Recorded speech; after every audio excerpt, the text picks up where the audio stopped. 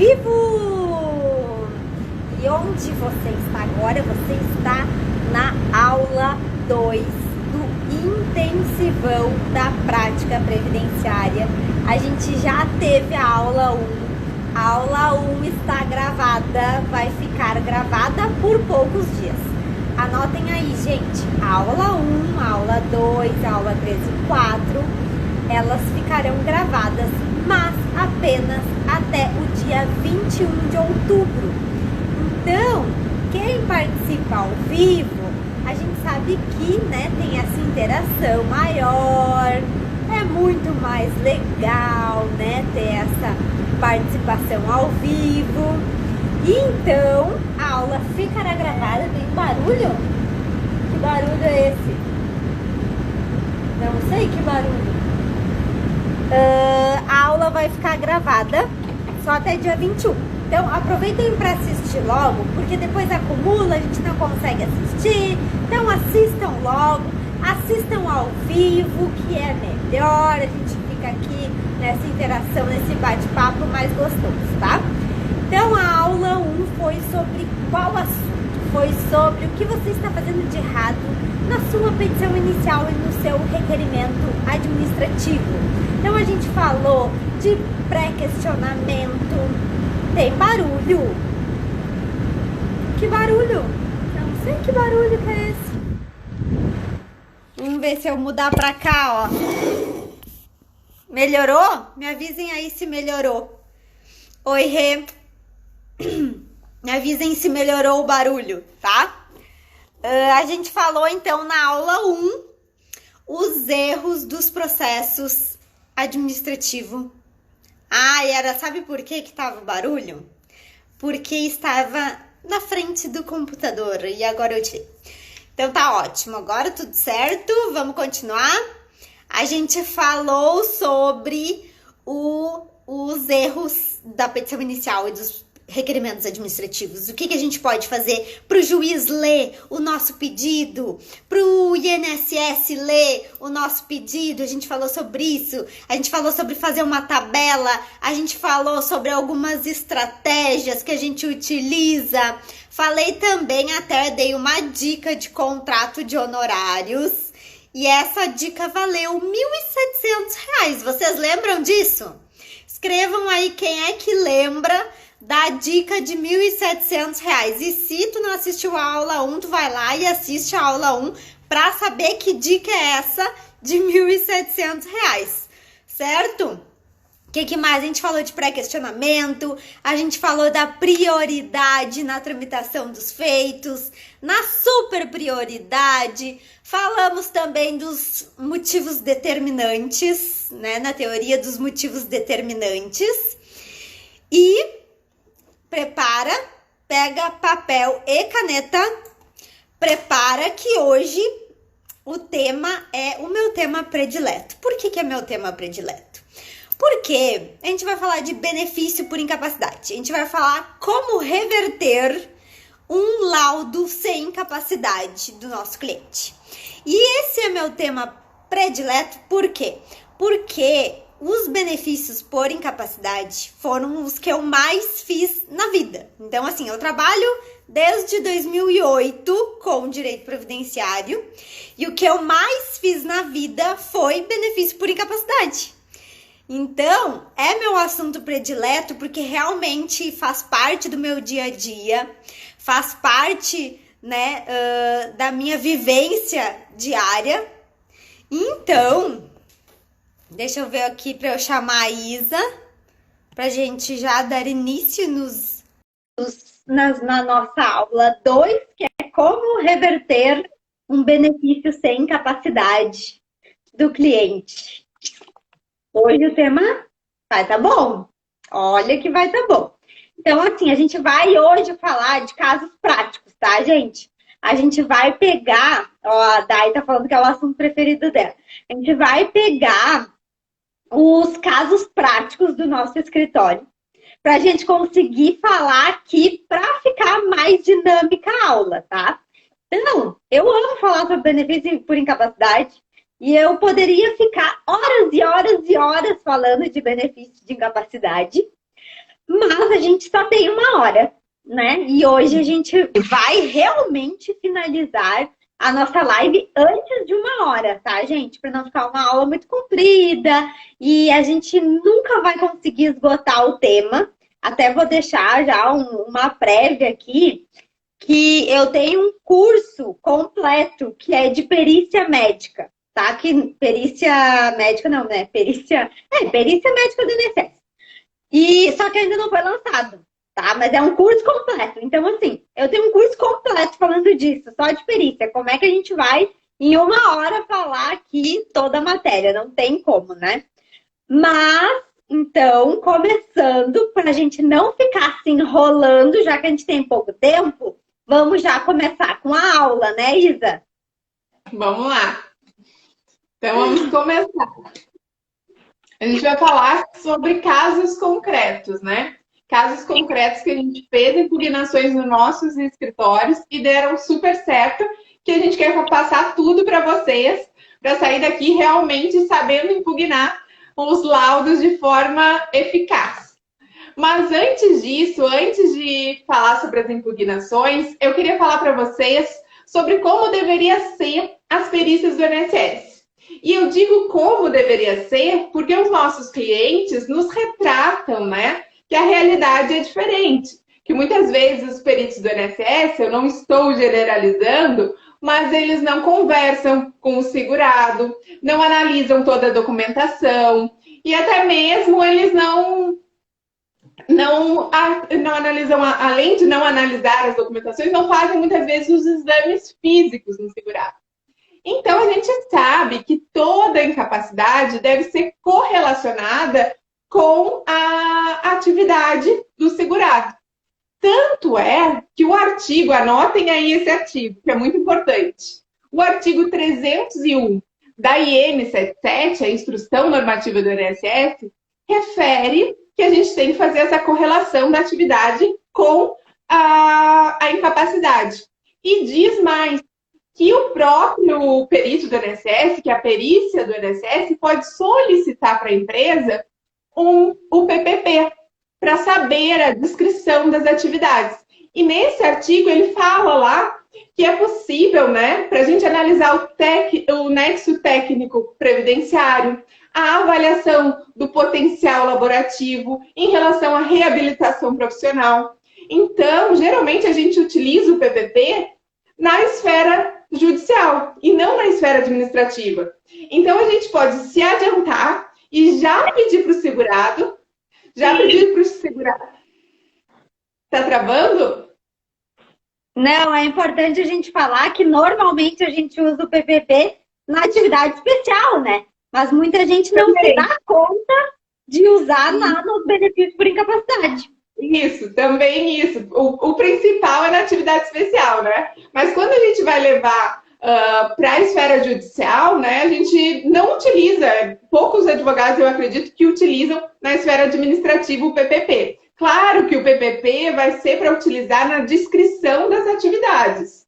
Então, a gente pode se adiantar e já levar para o INSS o PPP, né, com a descrição das atividades, para eles não se limitarem a falar só empresário, serviços gerais. E mais, além disso, né, o manual de perícias médicas, que a gente tem que saber, que tem que ler, que ele é excelente para a gente até impugnar laudos e fazer uma boa petição inicial, é que ele diz lá, o manual, que tem um histórico ocupacional, tem que conter no laudo do INSS. E esse histórico laboral, ele diz que deve-se evitar expressões vagas ou genéricas, como ajudante, operário, servente, bancário. Então, o próprio INSS está dizendo como não deve fazer o que ele faz.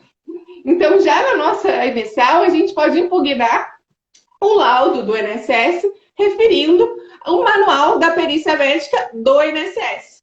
Além disso, esse manual refere que é necessário ter no laudo pericial a história psicossocial e familiar do segurado.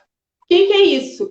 É analisar as condições de habitação, de saneamento básico, o grau de escolaridade, a situação econômica do segurado, que isso tudo deve estar no laudo do INSS. Outra informação, antes de adentrar os casos concretos, depois eu vou passar para a Ana e a gente vai falar sobre os casos concretos. Eu não sei se vocês já ouviram falar sobre pendente de cima. O CIMA, nesse sentido, é SIMA. Pendente de cima é solicitação de informação ao médico assistente.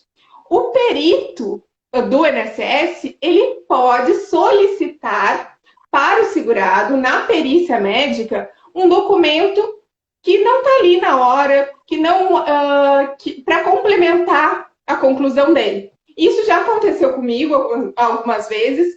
Inclusive, quando eu tenho um cliente que eu sei que vai demorar mais ou menos uns 3, 4 dias para sair um exame, que é importante, ele depende do SUS, e o exame está para sair, eu instruo ele a falar isso para o perito do INSS, para o perito do INSS não dar a conclusão na hora. Ele pode deixar o processo em stand-by, né? Ele pode deixar o processo pendente de cima, espera no máximo 30 dias para esse segurado trazer o documento e assim ele concluir a sua análise. Então é importante que a gente saiba disso, porque às vezes a perícia está ali, a gente não tem toda a documentação, então a gente instrui o cliente a falar que daqui a 2, 3 dias, uma semana, vai vir tal documento e pode corroborar para a perícia dele, e isso é bem importante. Então, essa abordagem inicial que eu estou falando para vocês, para depois adentrar nos casos concretos, elas são importantes para a gente instruir muito bem o nosso processo judicial, né, Ana? Sim, o pessoal está perguntando ali o que é o CIMA. Então, eu até pesquisei aqui qual é o nome, né? Que CIMA é a sigla. É solicitação de informação ao médico assistente. Então, isso aí, ó, a Flávia colocou pra gente. Então, é exatamente o que eu expliquei. Quando o médico perito, ele pede um documento a mais para o médico assistente do segurado, ou até um exame, um atestado, algum documento para corroborar e para definir, né, a conclusão médico-pericial. E eu sempre instruo o cliente, quando não tem alguma documentação que está para vir rápido, conversar com o perito. E é importante a gente saber isso, porque às vezes quando não vem o resultado da perícia médica às 9 horas da noite, a gente tem que perguntar, às vezes, para o servidor se está pendente de cima. Então, agora, quem não sabe, está sabendo como é essa funcionalidade. Mas eu vou falar o caso prático aqui, que normalmente, quando que eles pedem o tal do CIMA? Quando eles estão em dúvida em relação ao início da incapacidade. E aí, normalmente, eles pedem o tal do CIMA para ver se não tem um prontuário, né, anterior, para ver o quê? Porque a gente acha também que eles estão fazendo... Ai, olha só que ótimo, o perito está aqui pedindo um documento que meu cliente não levou, olha que maravilha! Não, normalmente é para, né, ralar o nosso cliente. Então, os casos que aconteceu comigo de pedir esse CIMA era quando o perito estava em dúvida do início da incapacidade e ele pediu o prontuário para ver se não tinha um prontuário anterior àquela data que a gente alegou como de início da incapacidade. E outra vez também que foi pedido o CIMA foi quando o cliente foi sozinho na perícia e ele muita gente não sabe disso, quando o cliente, né, o segurado, ele é empregado, ele tem que levar uma folhinha que é com o último dia trabalhado, é um formulário com o último dia trabalhado. Se ele não leva aquele documento, também o perito pode solicitar. Sempre para prejudicar. Então, aconteceu essa vez também de pedir esse formulário. Na verdade, eu tive outra experiência com o CIMA. Para mim, pelo menos deferiram o benefício e deu tudo certo. Principalmente quando eu pedi para o cliente, instruir ele a pedir para esperar, né? mais uns dias para sair o exame. Geralmente o exame que depende do SUS vai demorar um pouquinho mais. Então o perito pode ser essa estratégia, pode ser favorável, porque deu certo comigo. E vamos começar a falar aqui já de algumas diquinhas práticas. E eu quero relatar um caos, né? Que foi um benefício que a gente entrou. A gente alegou na inicial que a cliente, ela era faxineira, né? Faxineira. As pessoas confundem assim. As pessoas confundem faxineira, confundem doméstica e confundem do lar, tá? Então, a gente tem que prestar atenção quando a gente for orientar nosso cliente antes da perícia. Isso eu aprendi errando. Então, por isso que eu venho aqui falar para vocês que eu aprendi errando e vocês não precisam errar como eu errei. Mas o que que aconteceu? A gente alegou que ela era faxineira, né? Que ela era realmente faxineira. Só que chegou lá na hora da perícia, o perito perguntou, na perícia judicial, o perito perguntou, qual que é a tua profissão? Aí a criatura me diz o quê? A criatura me diz do lar. Só que do lar, ela quis dizer que, tipo, naquele momento ela era do lar, né? Ela não, obviamente, não entendeu qual que era a tua profissão antes de ficar incapacitada, né? Então, ela respondeu do lar. E o tal do dólar, quem já assistiu minhas aulas sabem que eu sempre falo desse processo, porque gerou uma confusão tão grande, tão grande, tão grande, por causa do tal do lar, que ela se declarou do lar, que a gente teve que impugnar laudo, porque no laudo apareceu o quê? Apareceu o quê? Para as atividades do lar, ela não estava incapacitada. E aí a gente teve que impugnar laudo, a gente teve que comprovar, porque antes dela ser faxineira, porque na verdade ela foi faxineira assim, uns 4, 5 meses só, que ela tinha o pagamento de carnê. Mas antes disso, ela tinha carteira assinada como vendedora de loja. E nessa questão de vendedora de loja também, o que a gente teve que fazer? Eu pedi para minha cliente ir lá na loja, que ela trabalhava como vendedora, e tirar foto da loja para a gente juntar no processo. Por quê? Porque ela não era vendedora de loja, tipo assim, aquela vendedora que fica esperando o cliente entrar e ela vai lá, atende. Não, ela era vendedora, tinha uma escada caracol que ela tinha que subir e descer. E como ela era vendedora de uma loja pequena, né, não tinha tipo assim, ela atendia e o outro ia lá no estoque pegar a mercadoria. Não, ela tinha que cada vez que vender um produto, subir naquela escada caracol, porque o problema dela, né, que eu não falei isso antes, mas o problema dela era de coluna. E aí ela tinha que fazer esse esforço de subir e descer aquela escada caracol várias vezes ao dia.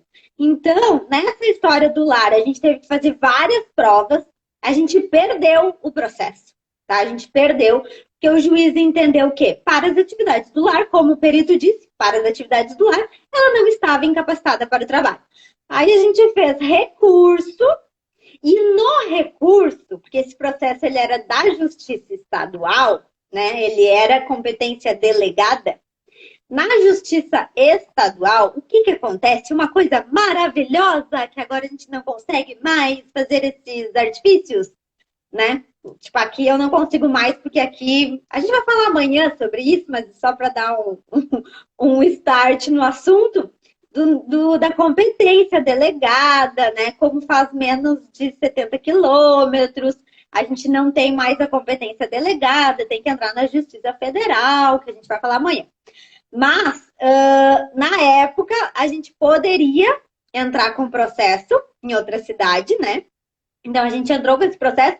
E qual que era a coisa boa da competência delegada? Que o processo ia para o TRF4, que, aqui, ó, TRF4. Amo, né? Amo o TRF4. E aí, no TRF4, a gente conseguiu reverter o processo. Ó, tem gente falando aqui, não tem CBO, o perito tem que descrever o histórico laborativo de acordo com a resolução da CRM. Teria, né? Teria que fazer isso. Porém, contudo, entretanto, a gente sabe que na prática não é bem isso que acontece. Nem sempre, né? Os peritos, eles têm conhecimento do que deve conter no laudo. Inclusive, a gente vai falar disso depois. É um dos assuntos que a gente tratar aqui. Mas a gente conseguiu reverter, então, no TRF. Mas deu um trabalhão só porque ela se declarou dólar. Então, fica aí a primeira dica de orientar o nosso cliente. Agora, eu sempre oriento, antes da perícia, eu digo para o cliente assim, ó, eu vou te fazer umas perguntas e como se eu fosse o perito que vai me responder. E aí eu faço aquele monte de pergunta que, claro, com os anos de prática, a gente já tem noção, já tem ideia do que o perito vai perguntar. E até o pessoal que já comprou os meus cursos, tem no OnDrive um POP, tá? Que é Procedimento Operacional Padrão. Eu também utilizo as siglas, não só o INSS. E aí tem um POP que fala das perguntas antes da audiência de benefício por incapacidade. E ali eu relato até essa questão de do lar, cuidado com o do lar, para não deixar nossos clientes, principalmente, né, as mulheres que falam, né, dizerem que são do lar, porque na verdade elas não são do lar, elas estão na condição do lar porque estão incapacitadas. Então anota já essa dica que isso aí pode mudar o teu benefício aí, o teu processo previdenciário. Então vamos lá agora com o meu caso, né, Ana? Já terminou esse caso? Posso falar do meu aqui? Uhum. Então vamos lá. O meu caso era uma cliente que também era faxineira, autônoma, com 55 anos de idade, tinha tendinopatia. Aí o perito, ela não tinha muitos exames recentes, porque ela dependia do SUS, e no SUS a gente tem a demora realmente de exames, mas ela tinha exames, mas não tão atuais. E tinha atestados e receitas médicas. Sobreveio o laudo com o laudo sem incapacidade. Então, nesse momento, nós impugnamos, né? Nós fizemos, na verdade, um quesito aclaratório, pedindo, especificando por que a discrepância entre o laudo pericial e o laudo do médico assistente. Fundamentando, né, no artigo 473 do CPC, que diz que o perito tem que fundamentar a sua análise. Sobreveio o laudo novamente, manifestando que não tinha incapacidade, continuou mantendo o laudo. Nesse meio tempo, fomos intimados novamente, nesse meio tempo, conseguimos uma ultrassonografia do ombro direito. Não tínhamos a ressonância, mas tínhamos uma ultrassonografia. Então, nós pedimos o quê? Nós pedimos a observância, era um processo no juizado, então pedimos a observância dos princípios que regem o juizado especial, o princípio da simplicidade, informalidade, efetividade, economia processual, conjuntamente com o artigo 493 do CPC, para que naquele momento a gente pudesse juntar novas provas e o juiz intimasse o perito para verificar se havia, então, a incapacidade com esse novo documento, depois, que foi juntado depois do laudo sem incapacidade. O que diz o artigo 493 do CPC?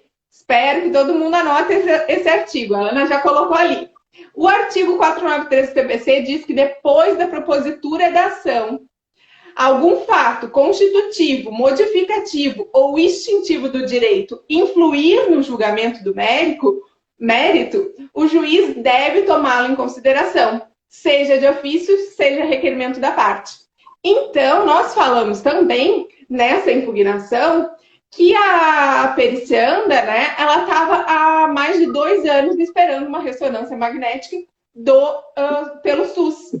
E nisso, eu também juntei, eu não sei se vocês juntam, mas eu juntei a consulta da lista do cidadão, que é a consulta da lista de espera do INSS. E lá eu coloquei o print de que ela estava mais de 2 anos esperando a ressonância, bem como ela estava na posição 2000 e pouco. Então, isso tudo para dizer para o para o juiz que esse documento que ela teve que pagar, uma ultrassonografia, não foi porque ela era hipossuficiente, dependia do SUS, mas não poderia esperar.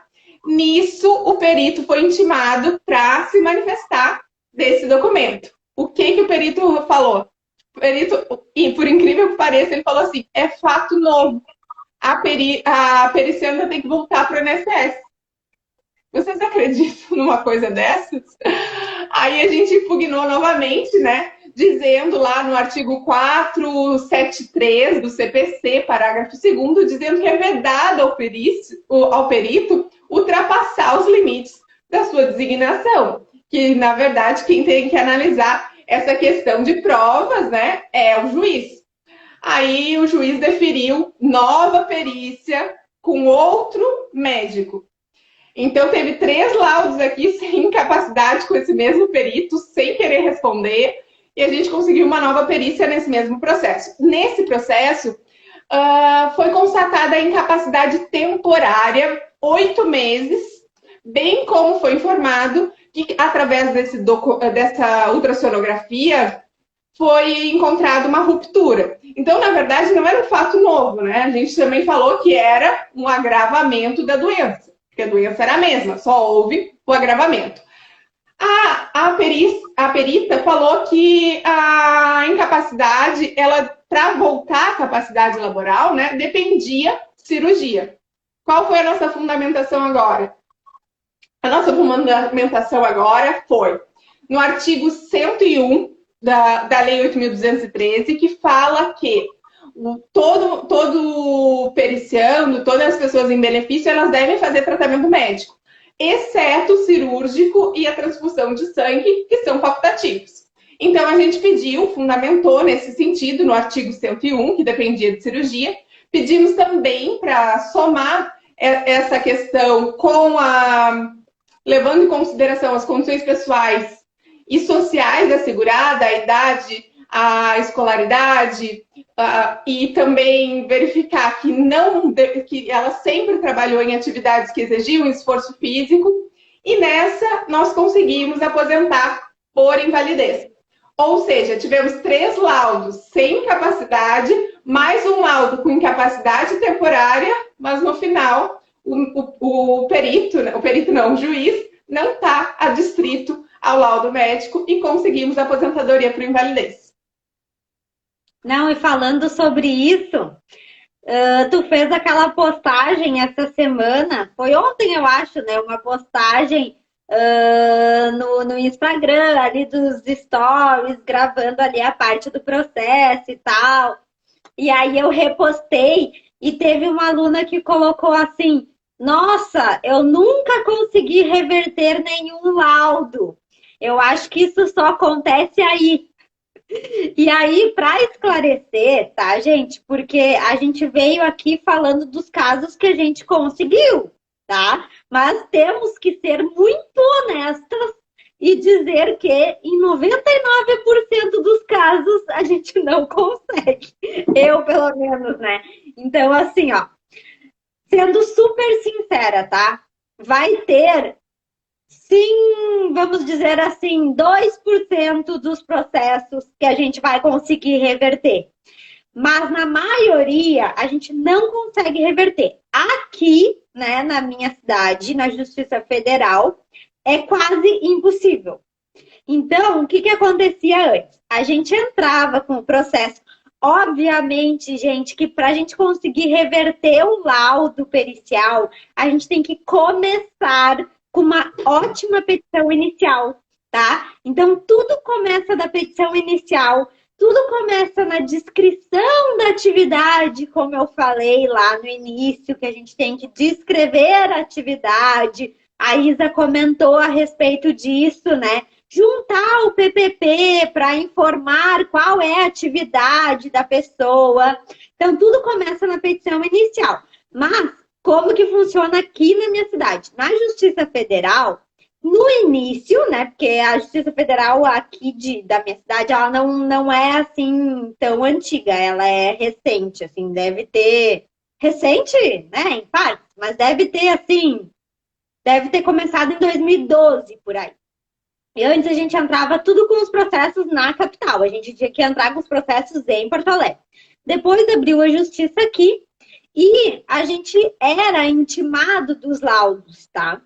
Sempre que a gente era intimado dos laudos, a gente fazia a impugnação. Sempre. E eu lembro até que o meu sócio, na época, ele dizia assim, ó, Ana, para de perder tempo impugnando o laudo que não adianta. E eu não conseguia não impugnar, sabe? Eu impugnava todos os laudos. E eu, olha, não lembro de ter tido alguma resposta favorável na Justiça Federal. E eu devo ter impugnado mais de 100 laudos. E não tive nenhuma resposta positiva. Agora, na Justiça Estadual, por isso que eu muitas vezes indico entrar na estadual, e depois eu vou dar uma dica a respeito disso, uma dica bem importante. Na Justiça Estadual, a gente já conseguiu sim reverter mais de um laudo. Então, é aquela coisa que, vamos ser super sinceros, né? Vamos selecionar, gente. Não adianta a gente impugnar todos, tá? Não vale a pena. Impugnar por impugnar não vale a pena. A gente tem que, primeiro, a gente tem que conhecer a doença.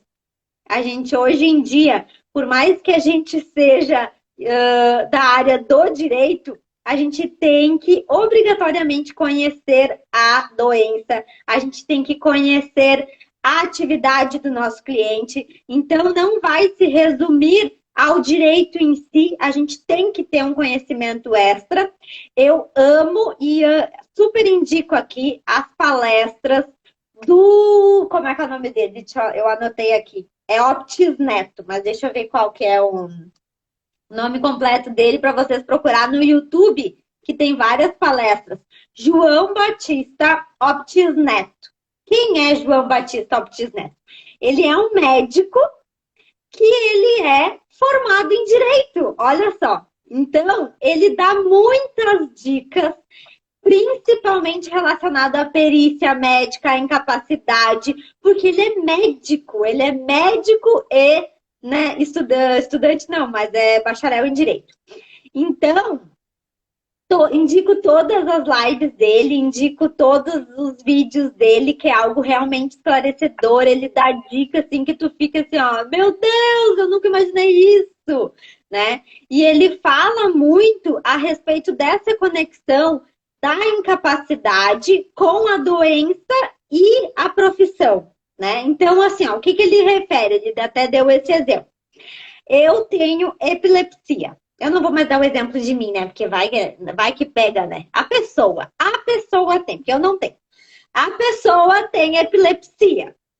A pessoa que tem epilepsia e é secretária, ela tá incapacitada para o trabalho? É João Batista Optis Neto. A pessoa que tem epilepsia, para quem não sabe o que é epilepsia, dá umas crises assim na pessoa, tá?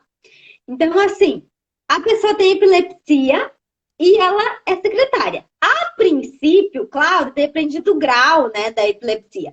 Mas, a princípio, ela não está incapacitada para o trabalho.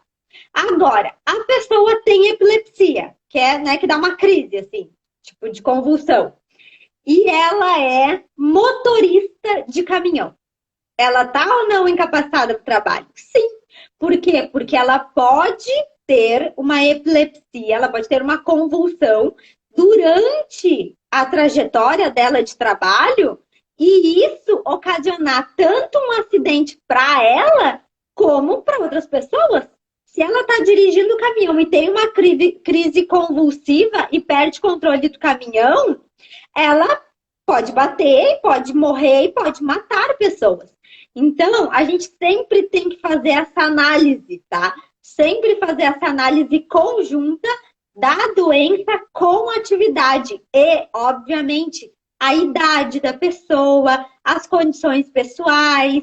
Até lembrei de um outro caso agora. Lembrei de um caso de uma reabilitação profissional que a gente ingressou com um processo, né? Um processo judicial de restabelecimento de auxílio-doença. Ele estava em auxílio-doença há 300 mil anos e daí no pente fino ele teve o benefício cessado. E aí, ele tinha 64 anos, tanto que esse ano ele completou 65, a gente já encaminhou a aposentadoria por idade, né? Mas, antes disso, ele estava com 64 anos, ele sempre foi pedreiro e ele ganhou alta do benefício. O problema dele era na coluna.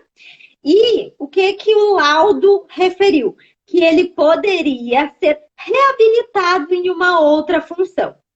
Só que aí, nesse meio tempo, o que o INSS fez? Ele foi no INSS, na tal da reabilitação, que na verdade era só uma perícia médica. Ele não passou por o processo de reabilitação. E aí essa dica é do professor Hélio Gustavo Alves. Então anotem essa dica também que é super importante, tá? Ele foi para o processo, ele foi para a reabilitação, não passou pela reabilitação, passou por uma perícia médica que disse que ele estava capaz para o trabalho. Só que o processo, a decisão, mandou ele ser encaminhado para a reabilitação. Não mandou ele passar por perícia médica. Então, assim, a gente impugnou, né, com base nisso, que não foi feita a reabilitação, que ele ficou não sei quanto tempo, vamos supor que deu uns 8 meses. Ele ficou 8 meses sem receber, porque depois a gente entrou com pedido de aposentadoria e ele foi aposentado por idade, né? Mas ele ficou 8 meses sem receber, porque durante o processo de reabilitação profissional, que não é uma perícia médica, é um processo de reabilitação que ele vai ter que fazer curso, vão ter que reabilitar ele em alguma função, né?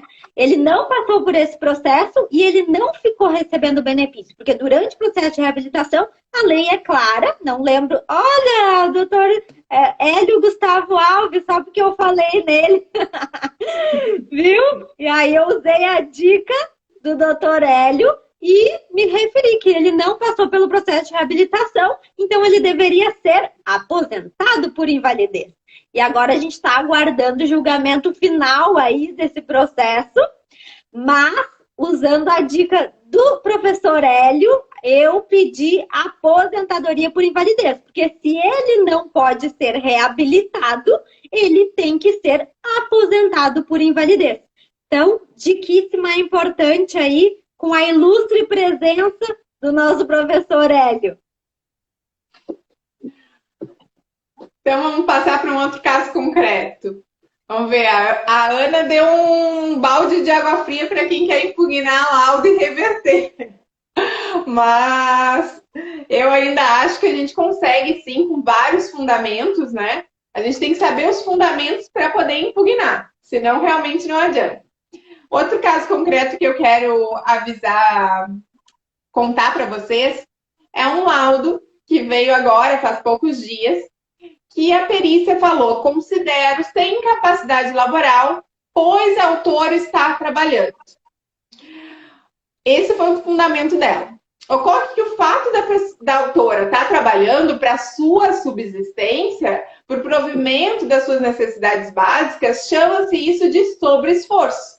Então, não é óbice para ela ter o benefício negado na via judicial por ela estar trabalhando. Tanto que o STJ já falou no tema 10.013, ou 1013, que no período entre indeferimento administrativo e a efetiva implantação do auxílio-doença, se nesse período houve trabalho e houve incapacidade, o benefício pode sim ser concedido. Tanto é que a súmula também da TNU, a súmula 72, ela fala que é possível o recebimento de benefício por incapacidade durante o período que houve exercício de atividade remunerada. Então, o trabalho para subsistência não pode ser impedimento para o recebimento do benefício, conforme já consolidado, então, na TNU, na jurisprudência. Por isso, neste caso, nós também pedimos um quesito aclaratório para que a perita, né, se justificasse, esclarecesse a situação. Foi deferido e agora está com prazo para ela analisar essa situação. Além disso, sobre esse assunto, é interessante analisar sempre as propostas de acordo do INSS. Por que a proposta do acordo do INSS nesse sentido? Porque lá na proposta vai dizer que serão excluídos do cálculo eventual período concomitante com recebimentos de benefícios previdenciários inacumuláveis, isso está correto, mas também diz que vai ser excluído do cálculo aquele período em que houve trabalho ou que teve remuneração do empregador. Ou seja, eu tenho que analisar se no meu período dos meus atrasados, se o segurado teve contribuição como contribuinte individual, por exemplo, e eu vou aceitar um acordo, porque ele vai descontar esses valores. Então, eu tenho que ficar ligado na proposta de acordo, já que a gente tem a jurisprudência, né, nos abarcando dessa situação em que eu posso, sim, receber, mesmo que eu trabalhei, eu posso receber benefício previdenciário, enquanto na proposta do acordo, o INSS vem cortando isso. Então, é importante a gente ter bastante cuidado nesse sentido. Então, quer falar? pode falar. Na outra coisinha que eu queria dar uma diquinha para vocês, que eu queria que vocês anotassem também, é o artigo 75 do Decreto 3048. Ele é muito importante e muitas pessoas não conhecem ele. Que o que esse artigo diz? Ele diz que se eu receber um benefício administrativo aqui e depois de 60 dias eu fiquei sem benefício, mas depois de 60 dias eu recebi outro benefício, desde que seja a mesma doença, o que ele diz? Que eu devo reabilitar, né? Que eu devo prorrogar esse benefício. Ou seja, concedido o benefício decorrente da mesma doença, o mesmo motivo, no prazo de 60 dias, deve-se reativar o benefício. Artigo 75 do Decreto 3048. Então, há a possibilidade de receber atrasados do INSS nessa situação. Muitas vezes, o INSS não faz isso de ofício. Então, a gente tem que se manifestar nesse sentido, porque vale bastante a pena. Outra diquinha é a Resolução 637 de 2018. Essa resolução 637 de 2018, principalmente naqueles benefícios de incapacidade quando há doença mental. O que essa resolução 637 refere?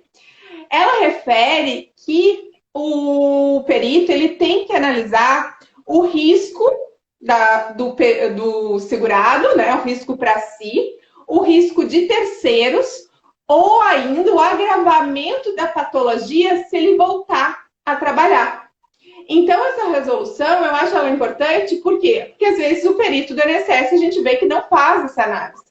E não fazendo essa análise, isso vai ser o quê? Um dos nossos quesitos ou impugnação de laudo.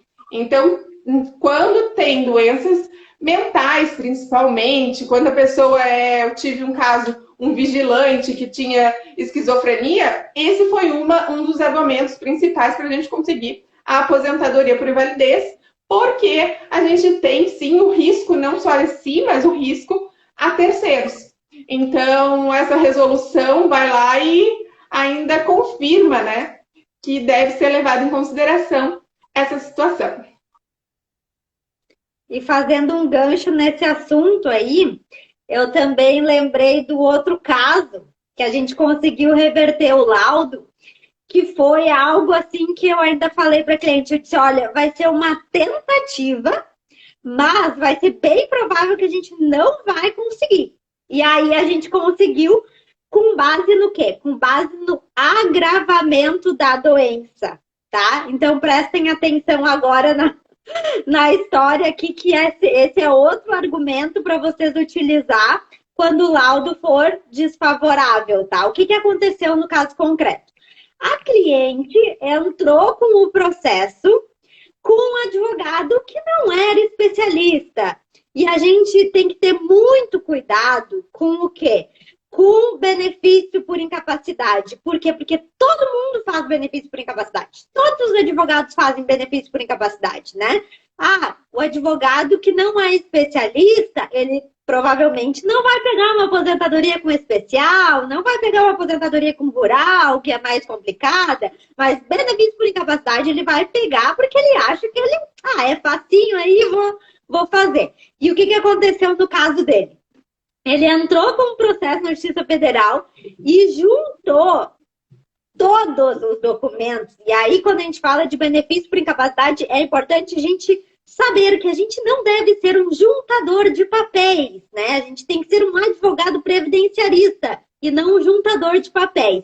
Então, na hora de selecionar a documentação, qual que é a primeira coisa que vocês vão fazer? Vocês vão controlar ali a carência e qualidade de segurado. E só vão juntar documento depois ali do prazo de carência e qualidade de segurado, tá? Para não complicar. Mas como esse advogado não era previdenciarista, ele juntou todos os documentos que a cliente entregou para ele.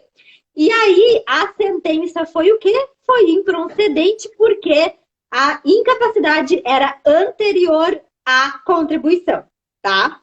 E aí ela perdeu o processo e eu falei, olha, a gente vai tentar e vai alegar o agravamento, mas a princípio não vai dar certo, porque a gente já tem uma sentença desfavorável e tal. E a gente alegou o agravamento e a gente conseguiu reverter, então, isso aí. A gente conseguiu e essa cliente está recebendo até hoje o benefício. Esse processo acho que foi de 2014, por aí, 2015. E realmente o caso dela é grave, ela tem problema psiquiátrico grave. Então, deu certo com a alegação de agravamento da doença, tá? Então, é possível a gente reverter os laudos, é possível. Anota a dica do agravamento da doença. E falando mais aprofundadamente neste assunto de impugnar o laudo, né? Reverter, como é que a gente vai conseguir reverter um laudo sem incapacidade? Sabendo quais são os requisitos do laudo, para a gente conseguir impugnar o laudo, tá? Então, anotem aí, artigo 473 do CPC. Artigo 473 do CPC fala quais são os requisitos do laudo pericial. E ali fala o inciso 1, que é bem simples, né? Exposição do objeto da perícia.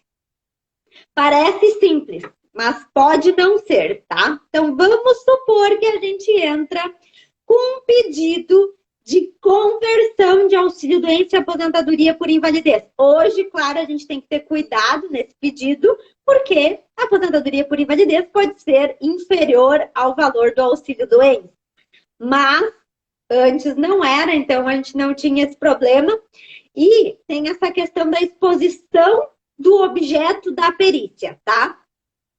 Se a gente pede a conversão do auxílio-doença em aposentadoria por invalidez, que hoje a nomenclatura já é benefício por incapacidade temporária e benefício por incapacidade permanente, né?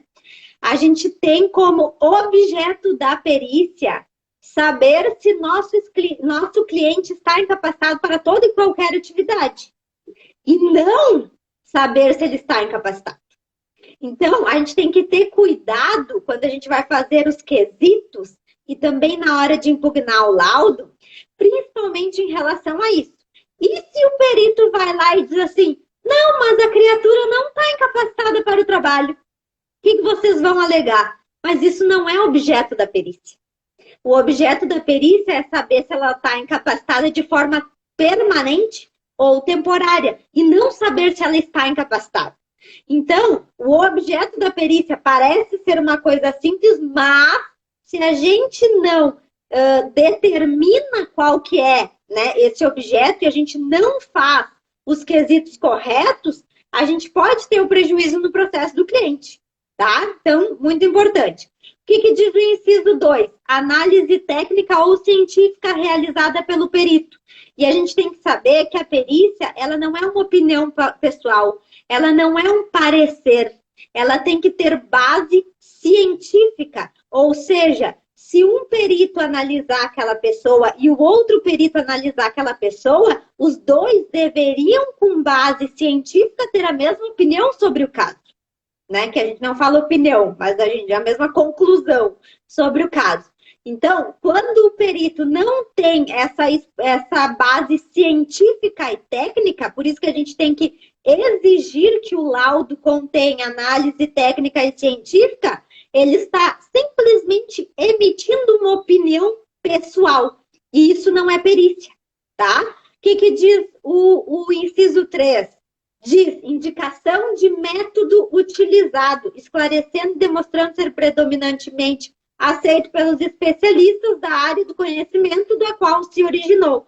Então, complementando essa parte inicial, indicação, análise técnica e científica, indicação do método utilizado, se não tiver indicação do método utilizado, a gente sim pode ter mais um argumento para impugnar esse laudo e reverter essa perícia, reverter o laudo sem incapacidade, tá? Então, assim, vou dar um exemplo para vocês. Doença repetitiva, né? Aquelas, como é que se chama, Isa? De repetir, tipo tendinite, como é que é o nome? Esqueci o nome. Alguém escreve aí as doenças que são de repetição de movimento, tá? Eu não me lembro o termo técnico agora, mas é de repetição de movimentos, tá? Qual que é o critério para a gente saber LER, exatamente. Qual o critério de esforço repetitivo? Lesão de esforço repetitivo, isso mesmo. Qual que é o critério para a gente saber se a atividade do nosso cliente ela é com esforço repetitivo, com movimentos repetitivos? Tem um critério para definir isso.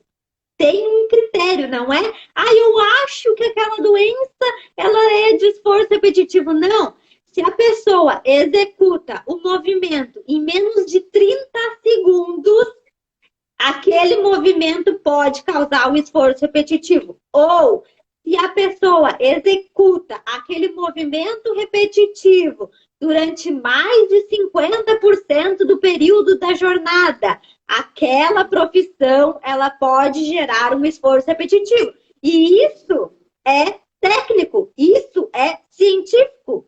Isso diz, né, no método. Não é eu que estou dizendo, não é o médico que está dizendo. Isso existe. Existe um critério para análise de lesão de esforços repetitivos, de atividades que geram esforços repetitivos.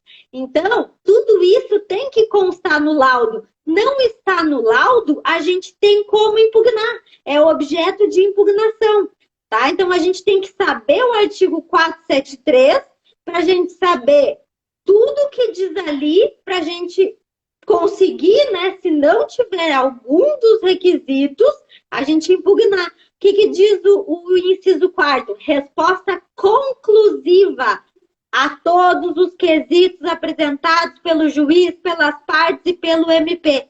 Resposta conclusiva não é vide laudo. Quem sabe, né? Quem atua aí no previdenciário, nos benefícios por incapacidade. Prejudicado. Prejudicado.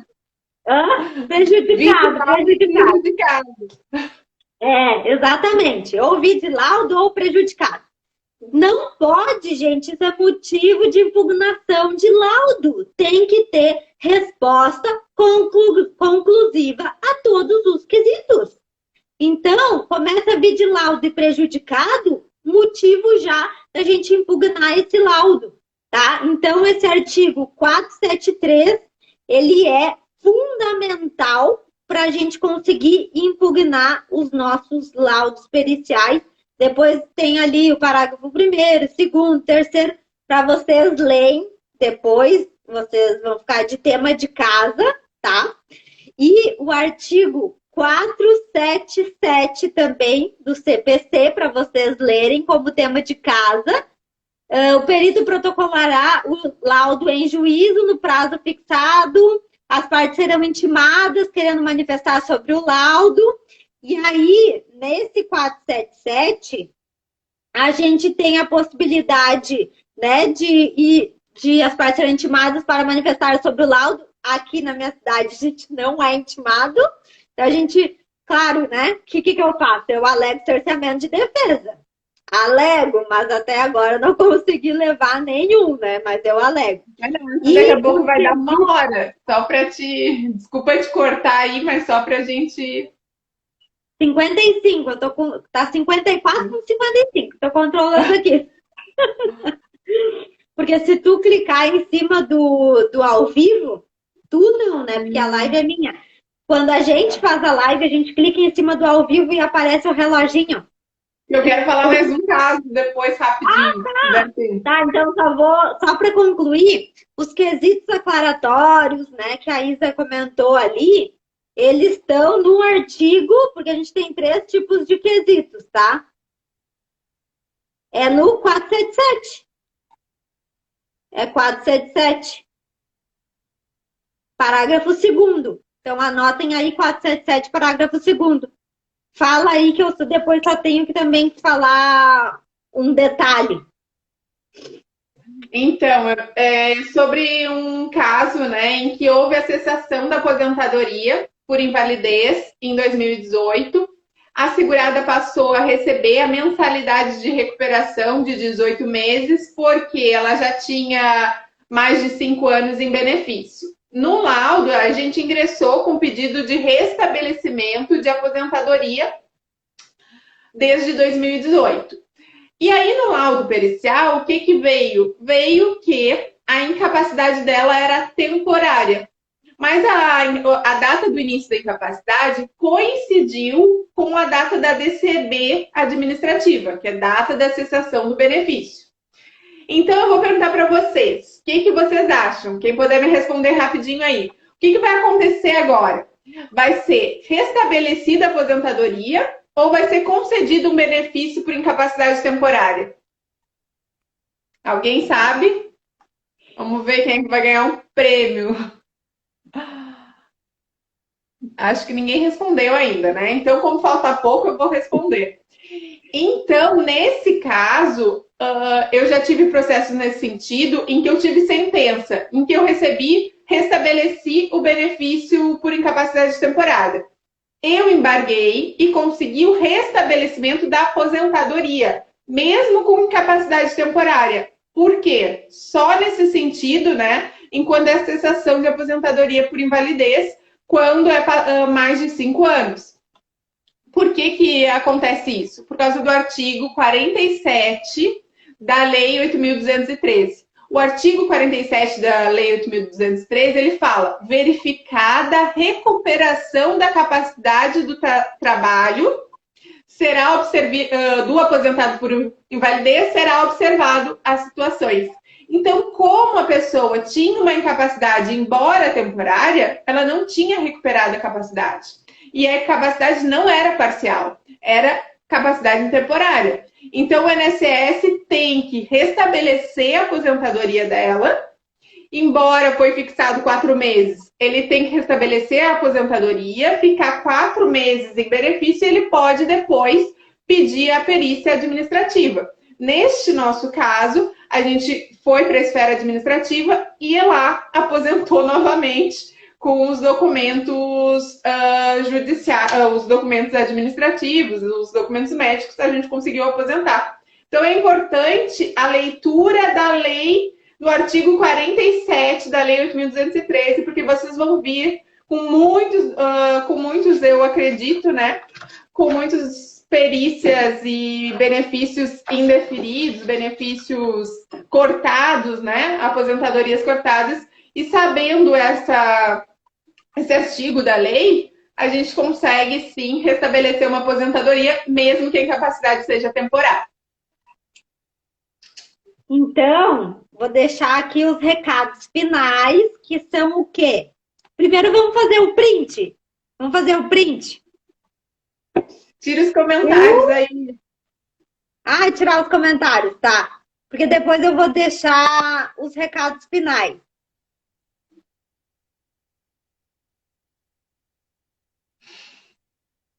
Deu. Agora eu vou só falar aqui para vocês que tem mais casos para falar. E esses casos que eu referi hoje, eu vou fazer o quê? Amanhã no canal do Telegram.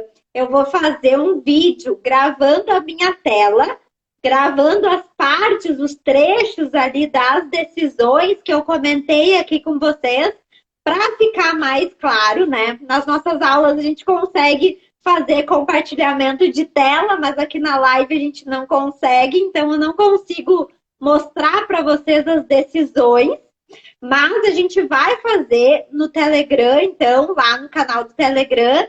Para quem não tem ainda acesso ao canal do Telegram, ali nos destaques tem o canal do Telegram, que é só arrastar para cima para conseguir entrar. Vou colocar, então, as decisões que a gente comentou aqui lá no canal do Telegram. Para receber as notificações das lives, a gente tem o canal do WhatsApp. Então, quem quiser também, lá no Telegram tem o canal do WhatsApp, pode entrar lá. E tem muita gente dizendo, meu Deus, já abriu as vagas do curso e eu não consegui comprar, eu não consegui assistir a aula, eu não consegui, recebi várias mensagens. Então, assim, o curso ainda não está com as vagas abertas, mas a gente lançou uma pré-lista VIP, que é o quê? São os 50 primeiros que se inscreverem, eles vão ganhar os bônus, tá? O bônus é o quê? É uma aula de revisões. E o outro bônus é o curso completo de pensão por morte, que já está lá gravado, e mais a aula de revisão. Então, quem quiser garantir ficar entre as 50 vagas, eu vou colocar lá no grupo do Telegram, eu vou abrir agora, tá? É um grupo de WhatsApp de lista Ultra VIP que vai receber o link para compra do curso em primeiro lugar.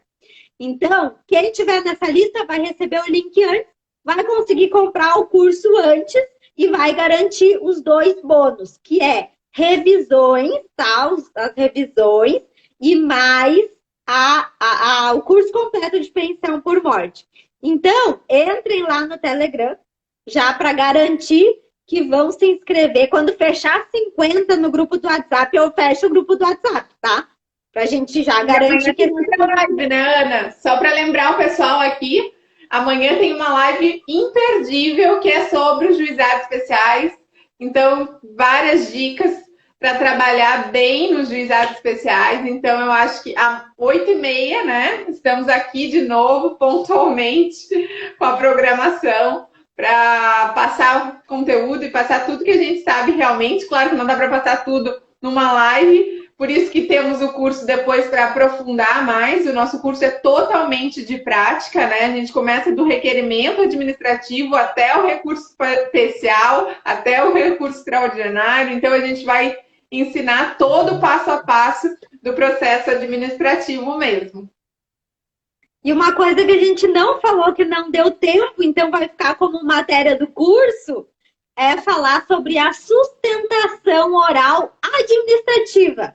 Então vai ficar como matéria do curso que não deu tempo de falar. Assistente técnico, eu iria falar, não deu tempo de falar, vai ficar tudo uma matéria para o curso, tá, gente? Então, esperamos vocês aqui às 20h30 amanhã. Se inscrevam lá no Telegram. Beijo! Beijo.